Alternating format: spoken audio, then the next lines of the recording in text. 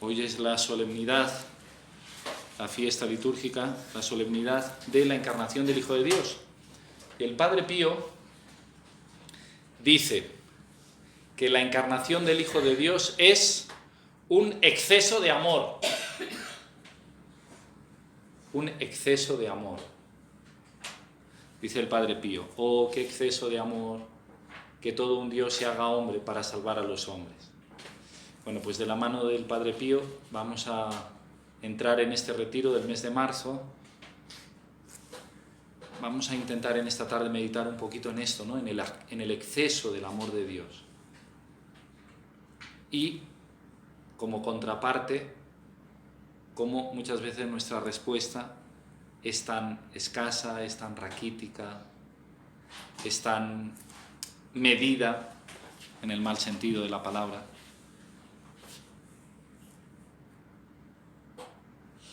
El exceso del amor de Dios. Hay como una sobreabundancia, como un desbordamiento, como una extralimitación, ¿no? Eso es lo que significa la palabra exceso. Ex, en latín es hacia afuera, y ceso es salir, es un salir hacia afuera, es un pasarse, es un extralimitarse, es un derrochamiento, es una sobreabundancia, Y este retiro del mes de marzo, que coincide miércoles, que es nuestro día de retiro, también coincide providencialmente con esta semana, que es la semana de Pasión,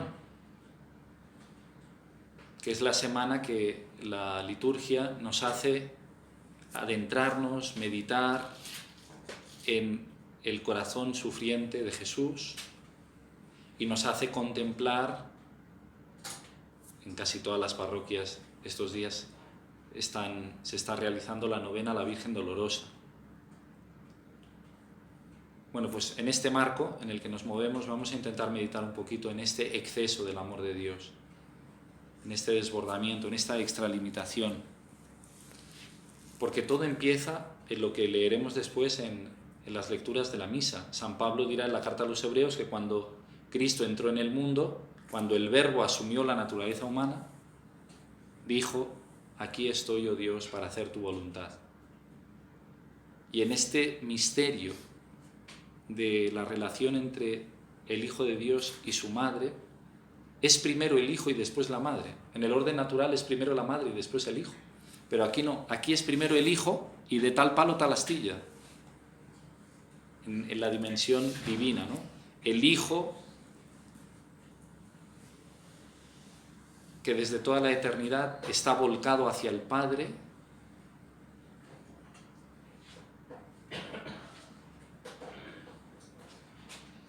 la madre que recibe la palabra de Dios de parte del ángel y dice: sí, hágase, fiat, aquí estoy, soy la esclava, estoy deseando cumplir el plan de Dios, la voluntad de Dios, la palabra de Dios. El Hijo, que al hacerse hombre en el seno de María, dice: aquí estoy para hacer tu voluntad.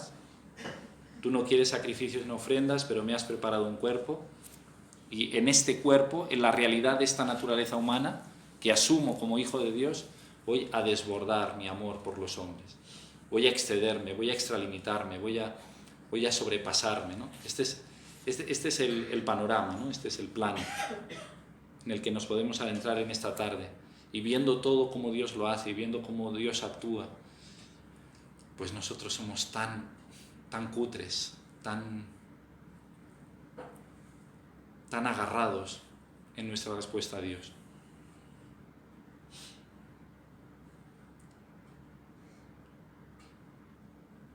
Vamos primero a fijarnos un poquito en la Virgen, porque esta semana, que es la semana de la novena a la Virgen Dolorosa, contemplamos sus dolores,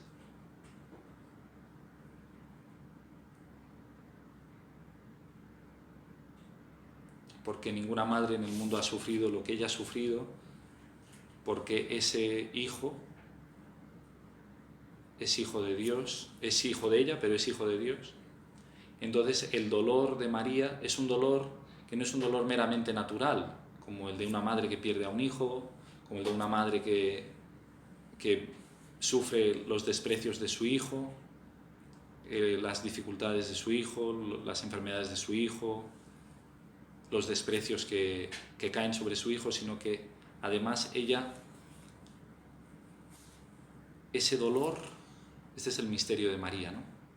Ese dolor lo pasa, lo sufre, lo padece con fe. Es algo que puede parecer paradójico, ¿no? Porque muchas veces nosotros cuando sufrimos, cuando lo pasamos mal, cuando nos viene la cruz encima, cuando tenemos que decir, fiat, hágase, aquí está la esclava del Señor, esto que me está pasando lo acepto, venido de su mano, muchas veces no somos capaces de compatibilizarlo con la fe. Y entonces el dolor nos hace restar fe. En María es al revés, y es como una paradoja. Cuanto más dolor, ella está más firme. Ella cree, ella espera con más fuerza. Dirá el canto medieval, stabat mater dolorosa, estaba en pie junto a la cruz.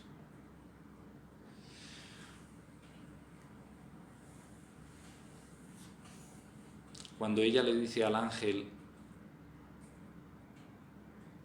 hágase, fiat, aquí está la esclava del Señor,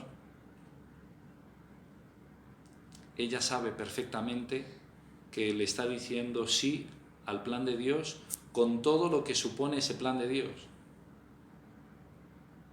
Porque el Mesías es el varón de dolores que anuncia el profeta Isaías.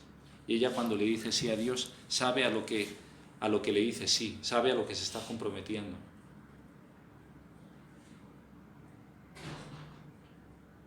Si nosotros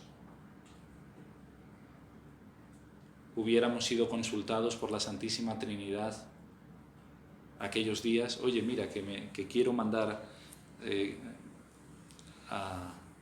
al Hijo para que se haga hombre, ¿qué me aconsejarías? Está claro que nosotros no habríamos aconsejado a Dios nada de lo que Él hizo, escogiendo a una mujer sencilla, de un pueblo perdido. De Nazaret puede salir algo bueno, dirá después en el Evangelio Natanael cuando Felipe le va a decir que se han encontrado el Mesías.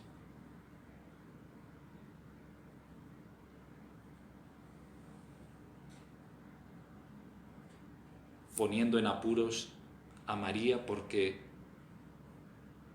¿cómo le hago entender a José este misterio de amor de Dios que ha empezado a gestarse en mi seno, ¿no? Poniendo en apuros a José porque él era el único en el que María tenía su confianza humana de saber que lo que se habían prometido en los desposorios querían cumplirlo y querían vivirlo, ¿no? Y aquí entra otra vez el exceso del amor de Dios, la extralimitación, el desbordamiento. No solo esto que te parece que no sabes cómo va a pasar. María no duda de Dios, pero pregunta el cómo. Ella lo que pregunta es qué tengo que hacer en este plan de Dios. No es que dude del plan de Dios, pero ¿cuál es mi intervención? ¿Cuál es mi papel? No tienes que hacer nada. El Espíritu Santo vendrá sobre ti y la fuerza del Altísimo te cubrirá con su sombra. Y como Dios no se deja vencer en generosidad, pues ahí está tu pariente Isabel. ¿Una estéril puede dar a luz? Está claro que no. Pues para que hasta externamente tengas signos del amor de Dios, ahí está tu pariente Isabel.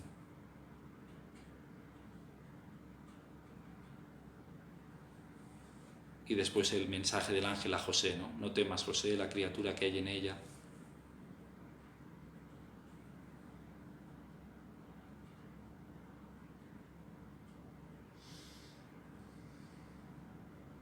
San José y la Virgen se habían desposado y en la tradición judía vivía cada uno en casa de sus padres durante 6 meses, ya estaban casados, pero no convivían.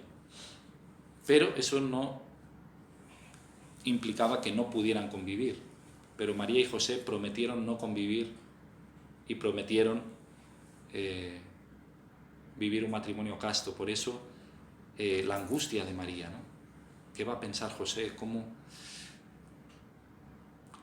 ¿Cómo hago? Y ella se abandona al plan de Dios. Aquí está la esclava del Señor, hágase en mí según tu palabra. Y cuando nos abandonamos al plan de Dios, cuando respondemos al exceso del amor de Dios con nuestro sí, el Señor no se deja vencer en generosidad. El ángel visita a José. La prima está esperando ya, está de 6 meses, la que llamaban estéril.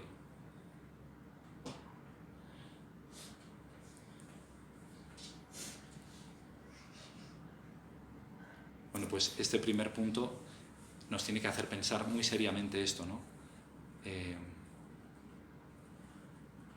Cómo muchas veces no nos atrevemos a decir sí al Señor porque vemos incompatible el sufrimiento con la fe. Se lo tenemos que pedir a María, que nos ayude a que el aumento de la cruz en nuestra vida, el aumento de los dolores, de los problemas, no nos quite la fe, sino que nos la aumente más.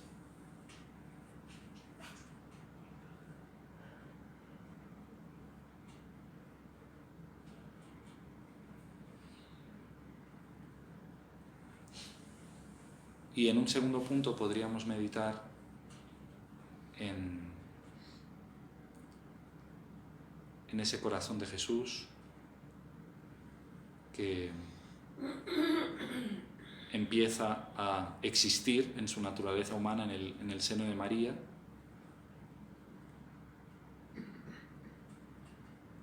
Cuando entró en el mundo, dice, tú no quieres sacrificios ni ofrendas, pero me has preparado un cuerpo. Aquí hay una cosa curiosa que me parece que ya hemos hablado otras veces, que es que cuando San Pablo escribe la carta a los hebreos, al usar el lenguaje profético del Salmo para referirse a la encarnación del Hijo de Dios, no dice, tú no quieres sacrificios ni ofrendas, pero me has abierto el oído, dice el Salmo.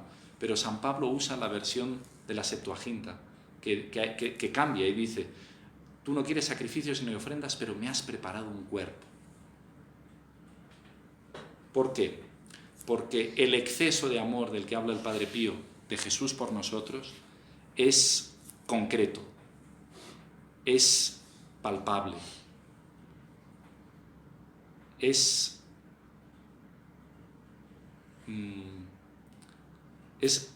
medible en su inmensidad. Y ahora cuando nos adentremos en la Semana Santa, pues vamos a meditar todo lo que ha supuesto esa encarnación. Porque cuando entró en el mundo dijo, aquí estoy, oh Dios, para hacer tu voluntad, con todo lo que eso suponía. Lo veremos ahora con los azotes, los insultos, los escupitajos, los clavos, la corona de espinas, los desprecios, los empujones, las caídas, los golpes, los salivazos, las injurias. Pero esta semana, que estamos en la Semana de Pasión, hay algo que es como incluso más impactante, no siendo tan llamativo, porque está claro que es más llamativo los clavos, los escupitajos, la corona de espinas, los azotes, eso es más llamativo, pero creo que es más impactante el dolor, el sufrimiento, la tortura que sufre el corazón de Jesús la semana previa a su muerte, que es lo que estamos celebrando ahora, esta Semana de Pasión, ¿no? O sea, se hace hombre, la encarnación, que es el misterio que hoy meditamos, es llevar hasta el extremo, hasta el exceso, hasta la extralimitación, hasta el desbordamiento, lo que significa ser hombre. Me parece que el domingo decíamos algo de esto, ¿no? El dolor del corazón de Jesús. ahora vemos que estás endemoniado, eres un samaritano. ¿A dónde irá este? Dice que ahora va a un sitio que nosotros no podemos ir. ¿A dónde irá? ¿Se irá a suicidar? Y el Evangelio estas semanas, pues continuamente aparece esta incomprensión que tiene el corazón de Jesús por nuestra parte, ¿no? Les hablaba y no entendían, decía ayer el Evangelio de San Juan, no entendían que les hablaba de su Padre. ¿Pero quién eres tú? Dinos, ¿quién eres tú? Pero Jesús contesta, pero ya os lo he dicho y no me queréis hacer caso. Yo creo que todos captamos en estas palabras de Jesús el deje de un corazón agotado, porque ya os lo he dicho y no me queréis hacer caso. Y sin embargo, este corazón que parece que está agotado, que parece que ya no da más, que parece que ¿hasta cuándo os tendré que soportar? Dice el corazón de Jesús, ¿no? Llora en la entrada de Jerusalén. O sea, es un corazón que parece que ya no puede dar más, que lo ha dado todo, que está hasta el gorro de nosotros. Jesús, eso es lo que implica hacerse hombre. Esta fiesta que hoy celebramos, en las que el Hijo de Dios empieza siendo un cigoto en el vientre de María, lleva a todo esto. Y sin embargo, cuando parece que ya nos va a dejar por perdidos, ¿no? En una imagen de esas del Antiguo Testamento, ¿no? Moisés, le dice Dios a Moisés, déjame, voy a destruir a este pueblo y voy a sacar de ti un pueblo nuevo. Pues cuando parece que está en ese punto, pues estalla en el regalo más grande que nos puede dar, que es su cuerpo y su sangre, el sacramento de la Eucaristía. Es el desbordamiento último, es la consecuencia final del dinamismo de la encarnación en un exceso de amor inimaginable. Porque, como he dicho antes, si la Santísima Trinidad nos hubiera consultado, oye, que quiero hacerme hombre, el Hijo de Dios se va a hacer hombre, ¿cómo lo haría? No se nos hubiera ocurrido todo lo que Él planeó, mucho menos se nos hubiera ocurrido jamás este sobreexceso de amor que es el sacramento de la Eucaristía, al que estamos desgraciadamente tan acostumbrados. Y hablamos en las iglesias, y pasamos por delante del Santísimo sin hacer genuflexión, y estamos en la iglesia y nos distraemos como si estuviéramos en cualquier sitio, y cogemos el móvil como si no tuviéramos que guardar ese respeto, ese recogimiento, esa veneración. Y desde luego las iglesias ya no ayudan, porque las iglesias han perdido esa majestuosidad que tenían, ¿no? En sus diferentes matices y artes, ¿no? Porque no es lo mismo el románico que el gótico, pero eran artes que ayudaban a adentrarse en el misterio de Dios. Ahora las iglesias, como las han hecho tan feas, tan funcionales, hemos perdido esto, ¿no?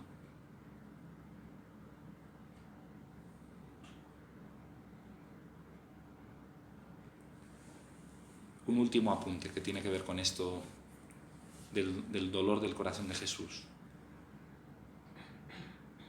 Porque no es una máquina, no es un fantasma, como decían los docetas, es hombre verdadero, ha asumido nuestra naturaleza. ¿No? Y no solo en el hambre, en la sed, en el cansancio, no. En el dolor, en la ingratitud, en el desamor. Esto es lo que el corazón de Jesús experimenta. Entonces, un último apunte que es este. El Padre está siempre conmigo y yo hago lo que a Él le agrada. Vuelve otra vez el hágase en mí según tu palabra de la Virgen. Aquí estoy, oh Dios, para hacer tu voluntad, que dice la carta a los Hebreos. El Padre está siempre conmigo. Yo hago siempre lo que a Él le agrada. Qué misterio, ¿no? Veíamos en María que se unía el dolor con la fe. Cuanto más dolor María, parece que su fe es más firme. Cuanto en nosotros es al revés, ¿no? Cuanto más sufrimiento, parece que tiramos la fe, tiramos la toalla. Y en Jesús este misterio que tiene un dolor inmenso, se siente despreciado por los hombres, que no lo entendemos. Y sin embargo Él dice, yo estoy siempre con el Padre. Y yo hago siempre lo que le agrada a mi Padre. No nos cabe en la cabeza. ¿Cómo puede ser que Dios esté sufriendo en su corazón esté teniendo un dolor que es incomparable con cualquier dolor y sin embargo está disfrutando en el seno de la Trinidad, amando al Padre en el Espíritu Santo. Pues esto también es para nosotros un motivo de reflexión, ¿no?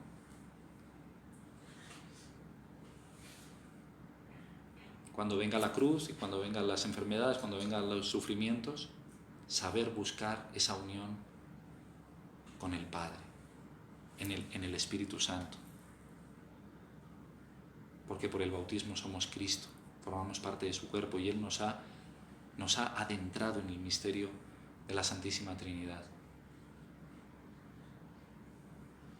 Bueno, todo esto nos tiene que ayudar, como dice el Padre Pío, este exceso de amor del corazón de Jesús, para que,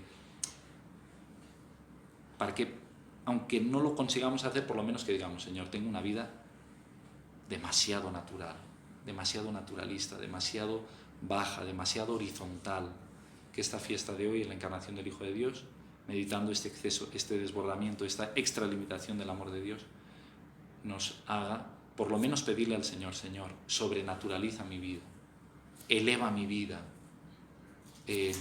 diviniza mi vida y sobre todo también diviniza mi sufrimiento, mi cruz, mis dudas, mis problemas, mis angustias como María, como José.